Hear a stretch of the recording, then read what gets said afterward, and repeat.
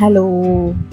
So எப்போவுமே எங்களுடைய ஆஃபீஸில் 15 days once 20 days onceன்னு சொல்லி கோதுமை மாவு கொடுத்துருவாங்க. அதுவும் 1 கிலோ 1.5 கிலோ தான் கொடுப்பாங்க. இது வந்து 2 பேருக்கு எப்படி எக்ஸஸாகவே இருக்கும்ல. நானும் விஷயம் பண்ணிட்டேன்னா, ஸோ காலையில் ஆஃபீஸ் கிளம்பி போகிறது, நைட்டு வந்து டயர்டாக இருக்குது அப்படின்னு சப்பாத்தி யாரா பசஞ்சு போடுறது, பூரி அவன்தான் போடுறதுன்னு சொல்லி அதை அப்படியே வச்சுருக்கேன். ஸோ அதனால இன்னைக்கு பூரி போடலாம் இல்லை சப்பாத்தி போடலாம் நான் ஐடியா பண்ணி மாவு பசஞ்சு வச்சுட்டேன்.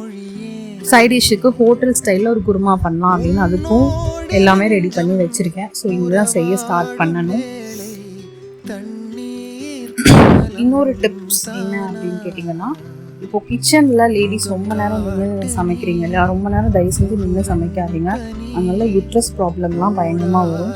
ஸோ அந்த காலத்தில் பார்த்தீங்கன்னா அடுப்பெல்லாம் உட்காந்து சமைக்கிற மாதிரி தான் இருக்கும்.